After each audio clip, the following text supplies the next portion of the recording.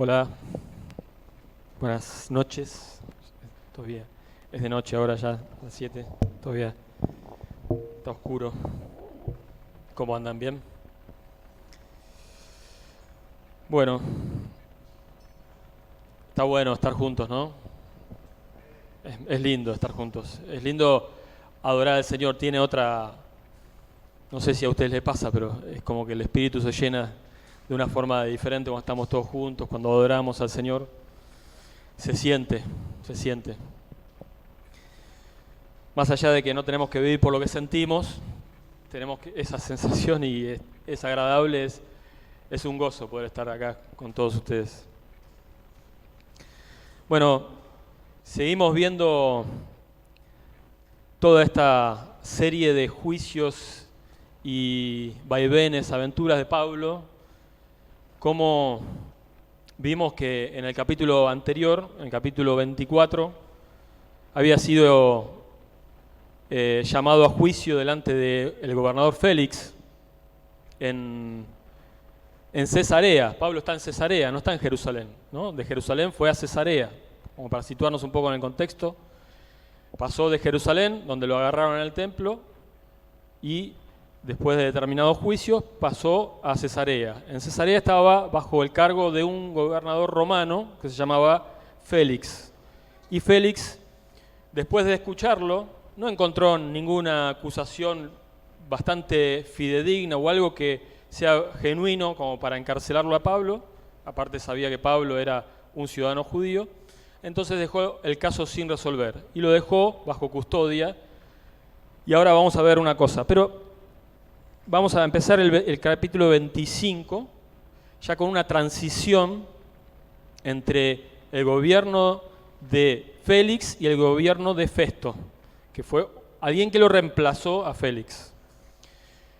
Pero me venía, mientras preparaba esta palabra o este capítulo, me venía muy fuerte un versículo en Proverbios 21:1, que lo quería compartir con ustedes, porque realmente es como para conocer bien cómo trabaja el Señor, cómo obra el Señor, ¿no? Muchas veces nosotros pensamos que Él se mueve limitadamente, pero Él, sabemos muy bien, por más que lo confesamos y lo decimos, que Él es omnipresente y omnipotente, ¿no? Pero muchas veces vemos tanta maldad en el mundo, vemos gobiernos y personas que están tan alejados de Dios que pensamos que jamás Dios puede intervenir en un corazón tan endurecido o puede estar dentro de su control y su dominio. Cuando en realidad si se contradice con lo que creemos que es Dios, si es omnipotente y todopoderoso. Y hay un versículo que me encanta porque me hace imaginarme, en Egipto, ¿ustedes conocen el río Nilo? El río Nilo va hacia el mar, ¿no? Viene de África, desde las montañas, y va hacia el mar Mediterráneo. Pero antes de llegar al mar, es un río de agua dulce, que todos los egipcios lo aprovechan en los campos y los sembrados que están a los costados. Entonces el agua entra por esos canales y después ellos con mucha sabiduría van abriendo con puertas de madera y la van encursando hacia donde ellos quieren para llegar al sembrado de destino. Entonces hacen que corra el agua hacia un campo, después cierran la compuerta y sigue y va a otro campo donde ellos la dirigen con compuertas de madera. Entonces esa imaginación de todo eso, y más que yo me dedico un poco al riego y a toda esa área, está en un versículo sobre el corazón, ¿no? Dice en el capítulo 21 de Proverbios, versículo 1, dice: como canales de agua es el corazón del rey en la mano del Señor. Él lo dirige donde le place. Hasta ahí. Él lo dirige a donde le place. Y a mí particularmente y personalmente me pasó eso en diferentes circunstancias en donde yo creía que algo de un gobernante o de una persona de autoridad era imposible que pase, y el Señor me mostró que lo hizo posible. Dirigió su corazón y lo llevó hacia donde Él lo quería, confesando esa misma persona de que Él jamás hubiera hecho eso antes. Pero cuando me lo comentaba, me dijo, no sé qué pasó, pero ahora lo veo, decía. Ahora lo veo claro. Y era para ser más preciso, era el intendente, dos intendentes de dos pueblos, que poco creo que ellos conocerían que era Dios el que estaba dirigiendo su corazón. Pero realmente esa imagen de los canales que va hacia donde se inclina el corazón de un príncipe, de un rey, cómo Dios lo dirige cuando está dentro de sus propósitos, tiene mucho que ver con lo que vamos a ver hoy. Vamos a empezar con el capítulo 1. Dice, llegado pues Festo, vamos a leerlo por ahí, a la provincia, subió de Cesarea a Jerusalén 3 días después. Y los principales sacerdotes y los más influyentes de los judíos se presentaron ante él contra Pablo y le rogaron, pidiendo contra él como gracia que le hiciese traer a Jerusalén, preparando ellos una celada para matarle en el camino. Hasta ahí. Acá vemos cómo Félix era un gobernante que había dejado muchos problemas. Había gobernado 5 años más o menos, pero había dejado muchos conflictos por todos lados. Pero uno de los problemas que le dejó a este nuevo gobernador Festo fue Pablo encarcelado, Pablo bajo su custodia. Él, evidentemente, la historia cuenta que Festo era un hombre sabio, era un hombre entendido, instruido y noble, era un buen hombre. Pero como todo gobernante, tenía sus propios intereses, ¿no? Quería rendirle bien su servicio al emperador. Y como sabía que esto de Pablo era un problema que tenía que resolver, no tardó ni 3 días en bajar a Jerusalén como para poder introducirse un poquito en cuál era el problema. Porque Félix dejó todo patas para arriba, por decirlo así, ¿no? Dejó todo descontrolado. Pero en este caso, Festo no tenía ni idea qué había pasado con Pablo. Quería saber qué había pasado.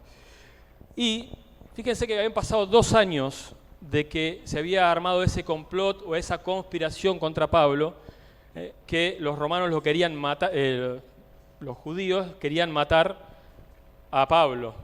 Habían preparado una emboscada para agarrarlo a Pablo en el viaje y matarlo. No se olvidaron, después de 2 años, no se olvidaron de esa celada. Y apenas Festo baja a Jerusalén para hablar con los principales de los judíos, como sabían que Festo tenía que arreglar muchos asuntos, seguramente quería Festo congraciarse con ellos, entonces le piden el favor de si podía mandar a Pablo, ¿no? Acá dice, pidiéndole contra Pablo. O sea, ya lo estaban acusando, como que era alguien que era el digno de muerte. El favor de que le hicieran traer a Jerusalén. Pero la intención no era traerlo a Jerusalén, era matarlo en el camino. De vuelta era la misma conspiración. Festo respondió, vamos al versículo 4, pero Festo respondió que Pablo estaba custodiado en Cesarea, a donde él mismo partiría en breve. Entonces, acá vemos que Festo, si bien acepta que hay un problema con Pablo, y los escucha a los judíos, acepta que haya juicio nuevamente, pero según sus reglas. No quería que pisen sobre su autoridad, ¿no? Él seguía siendo autoridad sobre los judíos como romano, entonces dice, bueno, vamos a hacer un juicio. O sea, que quería quedar bien con los judíos también, ¿no? Pero vamos a hacerlo como corresponde. Un hombre debe ser juzgado bajo juicio, o sea, tiene que haber evidencias que lo condenen, si no, no. Y acá me hace un llamado de atención, ¿no? Mira, los líderes religiosos, lo que es el peligro de la religión, cuando está desligada de una comunión profunda con Dios, de un contacto verdadero con Dios, ¿no? La religión, si hace llegar a que las personas mientan o tengan ganas de asesinar a alguien, quiere decir que hay algo que anda mal. Es una Uno si se encuentra en esa situación, daría algo mal en nuestro corazón y estaríamos realmente entendiendo que estamos separados de Dios, ¿no? Pero estos líderes religiosos judíos estaban conspirando para matar a Pablo y estaban mintiéndole a Festo, diciendo que el Pablo era un culpable. Y después vemos una corrupción aún mayor, porque en la primera celada contra Pablo, hace 2 años atrás, eran los celotes los que habían conspirado. Ahora eran los principales líderes los que estaban conspirando. Lo seguían viendo a Pablo como una amenaza hacia la religión judía. Pero todo esto no impidió que la mano de Dios siga inclinando el corazón de un gobernante para que la causa de Dios, el propósito de Dios para la vida de Pablo y para el Evangelio se cumpla. Porque lo protegió. Ese tiempo que Pablo estuvo en Cesarea, 2 años, es la mano de Dios, la providencia de Dios, guardando la vida de Pablo, de su siervo, pero también para cumplir su propósito. Porque mientras él estuvo ahí, pudo descansar de sus 2 años, de varios años anteriores de misión, y después pudo recuperar las fuerzas para lo que venía. Y ese es nuestro Dios también. Ese es el Dios que nosotros tenemos. Muchas veces en el camino nos agotamos, pero Dios tiene preparado pastos y tiene preparadas las corrientes de aguas para llenarnos, para fortalecernos y, si largo camino nos resta, fortalecernos para seguir. Esto fue un tiempo de providencia para Pablo, como nosotros tenemos entendido que también muchas veces necesitamos. Y Dios con cada uno de nosotros lo puede hacer de la misma manera. Puede preparar tiempos especiales para que nosotros podamos descansar en Él. Pablo estaba descansando en este lugar, si bien Dios lo seguía usando los 2 años que estuvo en Cesarea, antes de que llegue Festo, le estaba hablando y predicando a Félix, y entonces, y a Berenice. Pero bueno, volviendo a la parte de esta situación en que Festo no les deja, le dice, ustedes, vamos al versículo 5, por tanto dijo que los más influyentes de vosotros, bueno, yo tengo otra versión, léanlo ahí si quieren, de vosotros vayan allá conmigo y si hay algo malo en el hombre, que lo acusen, ¿no? Dice acá, bueno, ustedes, los principales de ustedes, los que tienen algo contra él, suban conmigo. Estuvo 8 días más y subieron todos con Festo a Cesarea. Versículo 6 dice, después de haberse quedado no más de 8 días o 10 días entre ellos, descendió a Cesarea. Y al día siguiente se sentó en el tribunal y ordenó que trajeran a Pablo. Cuando éste llegó, lo rodearon los judíos que habían descendido de Jerusalén, presentando contra él muchas y graves acusaciones que no podían probar. Mientras Pablo decía en defensa, ni contra la ley de los judíos, ni contra el templo, ni contra el César había cometido ningún delito. No sé cómo está en esa versión, pero en esta versión dice así. Y digamos que de esta forma él se está defendiendo porque realmente él era inocente, no había cometido ningún delito. Pero ahí Festo se está dando cuenta de que el conflicto era un conflicto religioso, no un conflicto, no había cometido un delito digno de muerte, digno de acusación de muerte. Igualmente Festo, dice en el versículo 9, queriendo hacer un favor a los judíos, respondió a Pablo y dijo, ¿estás dispuesto a subir a Jerusalén y a ser juzgado delante de mí por estas acusaciones? En este caso, podemos ver primero que en Romanos 8:33, 34 dice, ¿quién acusará a los escogidos de Dios? Dios es el que justifica. ¿Quién es el que condena? Cristo Jesús es el que murió, el que además está a la diestra de Dios, el que también intercede por nosotros. Más allá de que como cristianos podemos ser nosotros también muchas veces acusados sin causa, como lo fue José, como lo fue Daniel, como lo podemos ser nosotros, acusados sin causa, no hay condenación para los que están en Cristo. No hay condenación. Pablo, una de las cosas que había dicho anteriormente en otro juicio es que él tenía la conciencia tranquila, ¿no? Buscaba tener la conciencia en paz con Dios y con los hombres. Sabía que no había cometido ningún delito. Y él descansaba en eso, no solamente en eso, sino también en que era Dios el que lo justificaba. ¿Sí?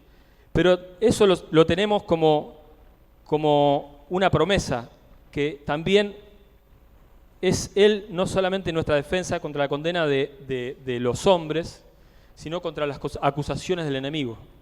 El enemigo acusa a los hermanos día y noche. Si estos tiempos vos sentís que el enemigo te está acusando de que vos no sos digno, o de que vos sos o hiciste algún delito o algo contra tu propia fe o contra otro, tenés la confesión de pecados y Él es fiel y justo para perdonar tus pecados y limpiarte de toda maldad. Pero es el Señor el que nos justifica. Entonces, Pablo estaba descansando en eso y se defiende literalmente de esa misma forma. Yo no hice esto, esto ni esto. Yo no hice eso. Y dice, cuando Festo lo llama a comparecer a Jerusalén, no se sabe acá si realmente Festo sabía si había una conspiración o no. Si sabía, lo estaba llevando a Pablo a casi la muerte. Si no sabía, él en realidad, como cualquier otro gobernante, estaba dejándose llevar por su corazón y por sus intereses propios de querer agradar a los judíos. Pero, ¿qué pasó? Pablo respondió, ante el tribunal de César estoy, versículo 10, que es donde debo ser juzgado. Ningún agravio he hecho a los judíos, como también tú muy bien sabes. O sea, acá le estaba diciendo a Festo, vos sabés que no hice absolutamente nada, porque las acusaciones de las cuales me están acusando enfrente tuyo no tienen ninguna evidencia. Vos sabés que no hay ninguna justificación para acusarme. Entonces, estoy delante de donde tengo que ser juzgado, acá. Y dice, ningún agravio he hecho a los judíos, como también tú bien sabes. Versículo 11, si soy pues un malhechor y he hecho algo digno de muerte, no rehúso morir, pero si ninguna de esas cosas de que éstas me acusan es verdad, nadie puede entregarme a ellos. Apelo al César. Esta apelación al César era un derecho que tenía todo romano, a poder comparecer ante el César y defenderse de todo tipo de acusación. Entonces, al apelar al César, acá Festo estaba en un aprieto, porque él no podía negarle eso. Pero sabía que tampoco lo podía mandar a Jerusalén, porque al ser ciudadano romano tenía este derecho y prevalecía sobre ese interés que tenía Festo para resolver este asunto de entregárselo a los judíos. Entonces acá había algo que Festo de golpe se encontró de vuelta en un conflicto de intereses, de los cuales hoy muchas veces pasa cuando los gobernantes votan leyes y demás, ¿no? Se encuentran con un conflicto de intereses, no solamente los que le pagan los sueldos, sino muchas otras cosas más, presiones que todos reciben y recibimos como seres humanos, pero acá vemos que ante esta sabiduría de Pablo de poder apelar al César, se cumple su derecho y Dios encausa las cosas, se encausa hacia donde Él las tenía previstas. Acordémonos bien que Jesús se le había presentado a Pablo diciéndole que iba a tener que comparecer en Roma. O sea que acuérdense que el agua de este canal Dios las estaba dirigiendo hacia donde ya le había dicho que iba a ir, ¿no? Se estaba cumpliendo. Pablo, dependiendo absolutamente de Dios, se estaba cumpliendo después de 2 años lo que Jesús le había dicho. Y dice, si soy pues malhechor, versículo 12, entonces Festo, habiendo deliberado con el consejo, respondió: al César has apelado, al César irás. Acá la apelación al César es como ir al Tribunal Supremo, ¿no? Al Tribunal Supremo de Justicia. Es algo que realmente lo cubría a Pablo de todo tipo de celada e incluso del riesgo de muerte que corría en manos de los propios judíos, de los propios hermanos, que lo estaban queriendo matar. La verdad es que suena difícil, pero Festo no entendía por qué entre cristianos y judíos, si tenían la misma raíz, había tanto conflicto. Pero él quería entenderlo. Festo quería entenderlo. Hay un versículo en Proverbios 20, 24 creo que es. Vamos a leerlo. Proverbios 20, 24.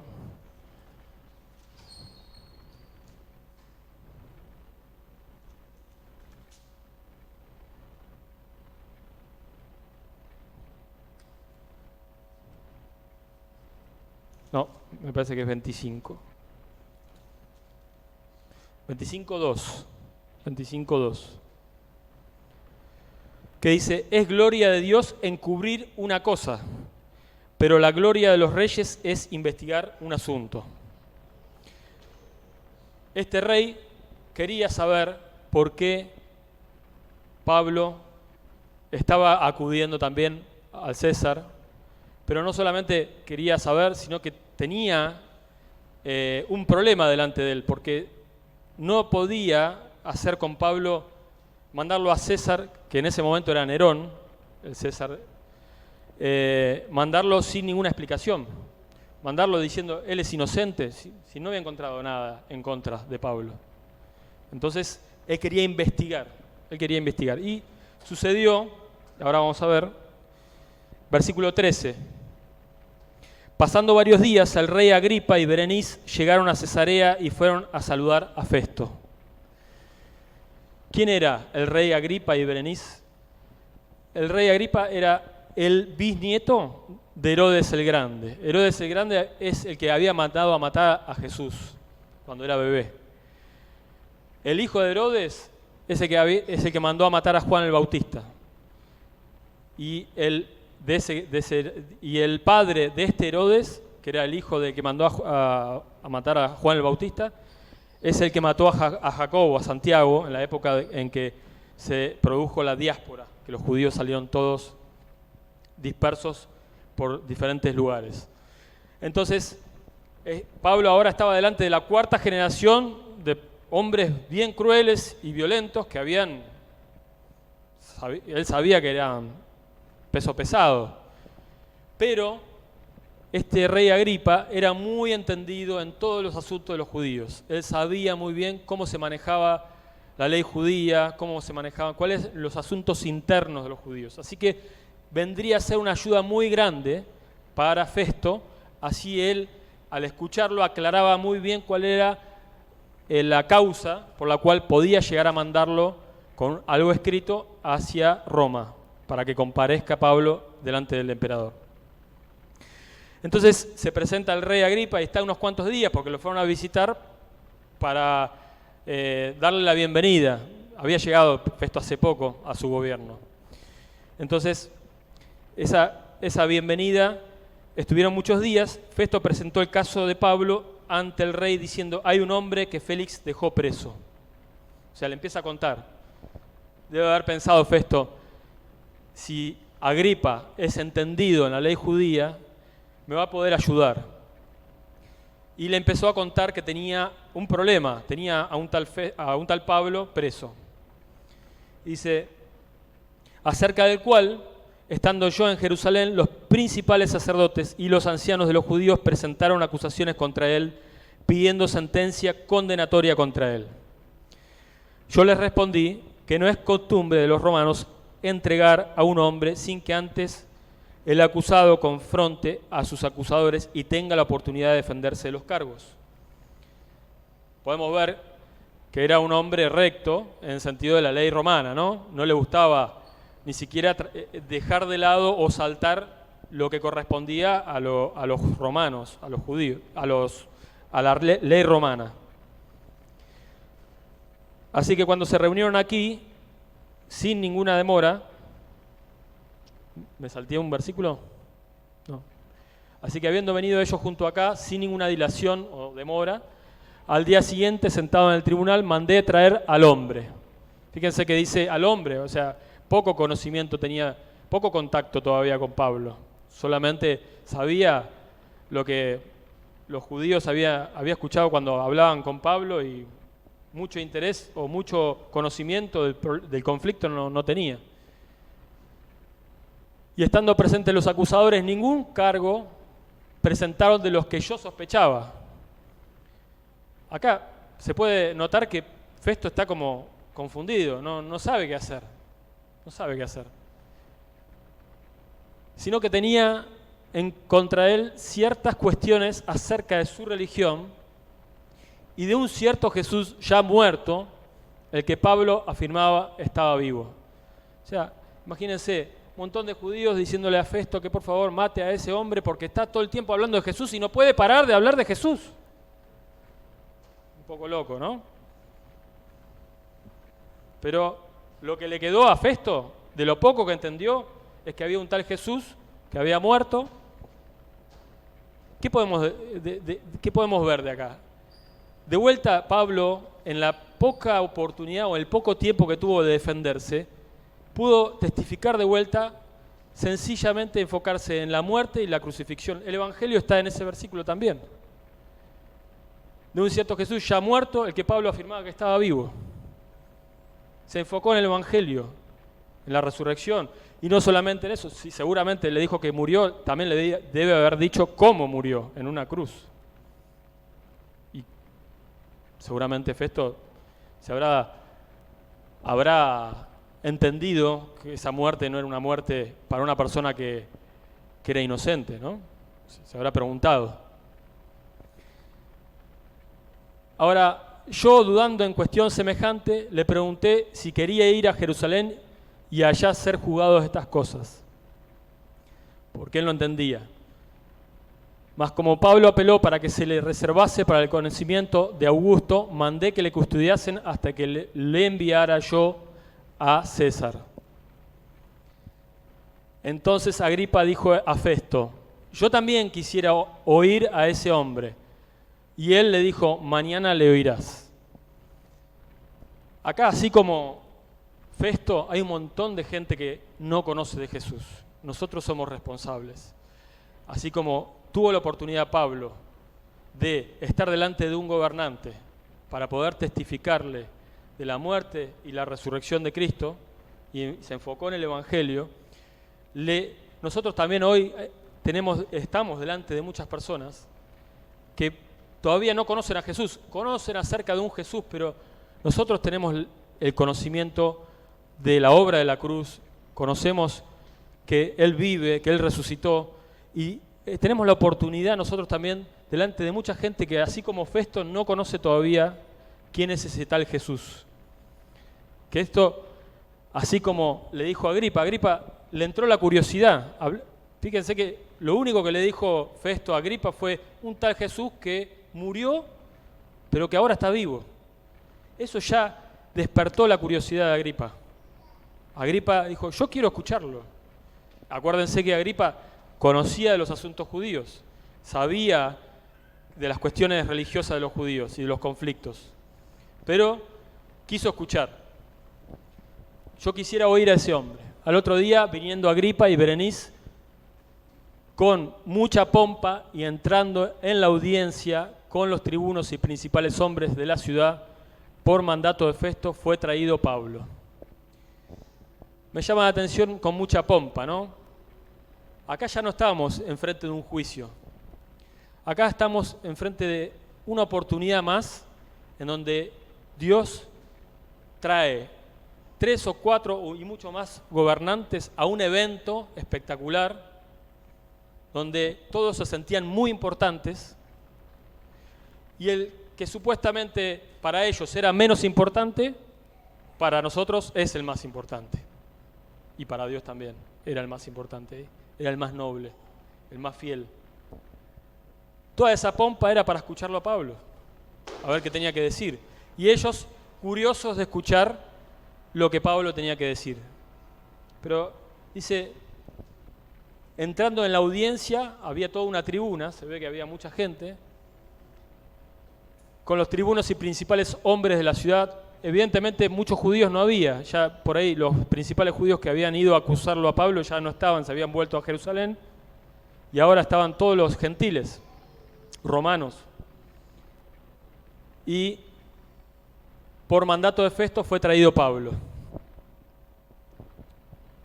Entonces Festo dijo: Rey Agripa y todos los varones que estáis aquí juntos con nosotros, aquí tenéis a este hombre respecto del cual toda la multitud de los judíos me ha demandado en Jerusalén, y aquí dando voces que no debe vivir más. O sea, sin causa ninguna de que lo matasen, todos le pedían eso mismo, que lo matasen, que no debía vivir.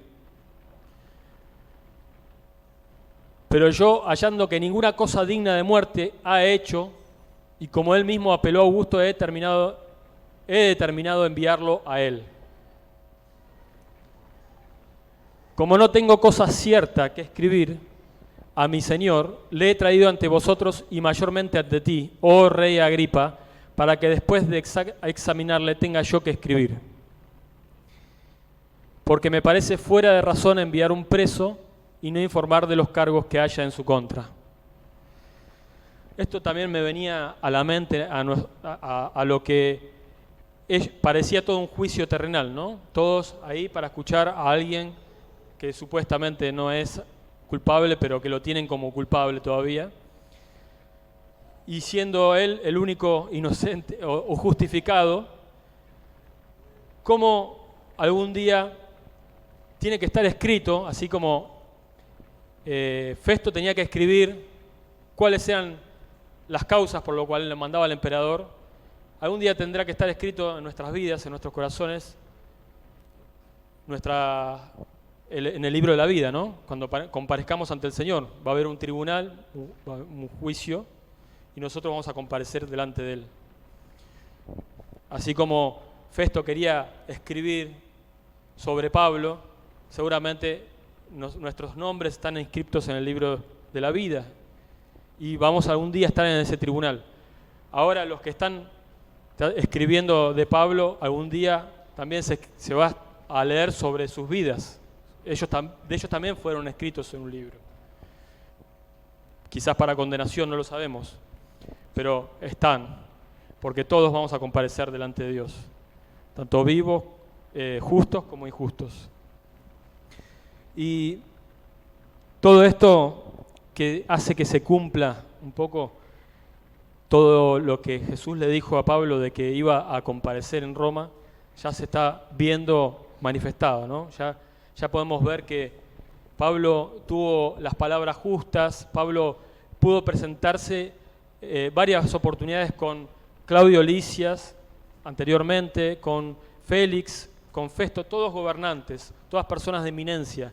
Y el Espíritu Santo, como le había prometido Jesús, le dio las palabras justas. Pablo no tenía que pensar o prepararse porque él estaba en continua comunión con Dios. Y el Espíritu Santo le puso las palabras y guió también los corazones de los reyes para que todo fuera encauzado hacia la causa de Cristo y hacia el Evangelio. Nosotros tenemos este testimonio acá escrito para que también nos aliente a nosotros. Si en algún momento notamos que estamos pasando por alguna situación como la de Pablo, ¿no? En la que por ahí estamos solos durante un tiempo, por ahí presos como Pablo no, pero pasando por algún trato, una situación, como Dios en su propósito, para que su propósito sea cumplido en nosotros, va a inclinar también las circunstancias y la providencia para que cada uno de nosotros cumplamos su propósito. Somos su pueblo, Él nos ama y quiere que nosotros seamos o llevemos fruto. Quiere que nosotros seamos sal y luz en esta tierra. Así como lo estaba haciendo Pablo delante de los gobernantes romanos. Y todavía le resta mucho más a Pablo. Muchas más aventuras, muchas más cosas. Pero así nosotros podemos tomar aliento. A mí me parece que esta palabra que nos dice que Dios inclina el corazón del rey hacia donde Él quiere, nos tiene que dar aliento en situaciones las cuales capaz que en algún trabajo, capaz que alguna situación de salud o lo que sea, necesitamos esa palabra del Señor, necesitamos esa confirmación de que el Señor está en el asunto, de que el Señor está con nosotros y que va a cumplir su propósito en nosotros. Que necesitamos que el Señor confirme a través de alguna persona o a través de alguna providencia, alguna circunstancia, que Él está en control, que Él tiene el control, que nosotros estamos en sus manos y que Él es soberano, como lo fue con Pablo, para cumplir su propósito. Así que este es el mensaje que podemos sacar hoy de Hechos 25. La semana que viene vamos a seguir con Hechos 26 y seguimos viendo cómo el Espíritu Santo fue llevando la vida de Pablo a la victoria. Así que oramos. Señor amado, queremos darte las gracias por este tiempo especial, este tiempo en el que vemos cómo dirigiste, cómo guiaste tu Espíritu, Señor, en cada gobernante, en la vida de Pablo. Incluso lo protegiste de la conspiración de muerte, Señor, 2 veces. Señor, tú estás en control. Eres soberano y eres siempre el mismo, no cambias. Eres siempre nuestro Dios, nuestro Rey. Y estás hoy vivo. Como dijo Pablo, hoy vives y estás sentado en tu trono. Señor, te alabamos y bendecimos. Tú eres nuestra seguridad, tú eres nuestro gozo. En ti podemos descansar y estar seguros de que ya no hay condenación. Así como Pablo se defendió, no era necesario que se deje matar por los judíos, y él dijo no.